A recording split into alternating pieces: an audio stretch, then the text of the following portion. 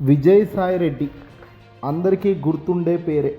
YS Jaganmohan Reddy గారికి అత్యంత దగ్గరగా అత్యంత సన్నిహితంగా ఉండే వ్యక్తి ఒకప్పుడు. అనుకోకుండా కొన్ని విభేదాల వల్ల లేదంటే ఇంకో కారణమో తెలియదు కానీ విజయసాయిరెడ్డి వైఎస్ఆర్సీపీ పార్టీకి నుంచి దూరంగా జరగడం ఇవన్నీ తెలిసిందే. తాజాగా విజయసాయిరెడ్డి గారు ఈరోజు ఈడీ విచారణలో పాల్గొన్నారు. లిక్కర్ స్కామ్ కేసుల్లో అక్యూజ్డ్ 5వ నెంబర్లో విజయసాయిరెడ్డి గారిని ఉంచారు. ఎస్ఐటి సిట్ చంద్రబాబు నాయుడు గారి సర్కార్, కూటమి సర్కార్కు సంబంధించిన సిట్ అధికారులు విజయసాయిరెడ్డి గారిని లిక్కర్ స్కామ్లో ఉంచడంలో 5వ నెంబర్ కేటాయించారు. అక్యూజ్డ్ 5వ నెంబర్ కేటాయించడంతో విచారణలో ఈరోజు ఆయన పాల్గొన్నారు.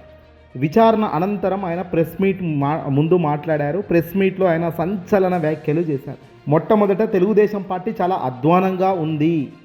తెలుగుదేశం పార్టీ కూటమి అధికారంలో వచ్చింది కానీ అసలు పూర్తిగా ఎవరిని పట్టించుకోవడం లేదు. కులం లేదు, మతం లేదు, రాజకీయం చేస్తున్నారు, విచ్చలవిడిగా ప్రజల నుంచి హింసిస్తున్నారంటూ ఆయన మాట్లాడారు. తాను ఏ తప్పు చేయలేదని, అయినా కూడా న్యాయం కోసం ధర్మం కోసం నిలబడే తత్వం నాలో ఉంది కాబట్టే మళ్ళీ ఇలాంటివి ఎదుర్కొంటున్నానని, పొలం పనులు చేసుకుంటున్నాను గతంలో చెప్పాను.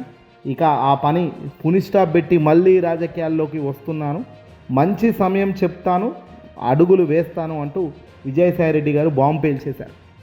అధికారంలోకి వస్తానంటున్నారు, ఏ పార్టీలోకి వస్తారు అని అక్కడున్న రిపోర్టర్లు ప్రశ్నించగా ఇప్పుడే తొందర అక్కర్లేదు, జగన్మోహన్ రెడ్డి గారు పిలుస్తారా, చంద్రబాబు నాయుడు గారు పిలుస్తారా, దేశ ప్రధాని మోదీ పిలుస్తారా చూడాలని, ఆలోచించాలని, ఆ తర్వాత నా రాజకీయ కార్యాచర్య మొత్తం కూడా బయట పెడతానని, నన్ను ఎవరైతే ఇబ్బంది పెట్టారో నా ఇబ్బంది పెట్టిన వాళ్ళ కోసం నేను రాజకీయాల్లోకి రాబోతున్నాను అంటూ విజయసాయిరెడ్డి గారు తను ఈ మాదిరిగా మాట్లాడుతూ వచ్చారు.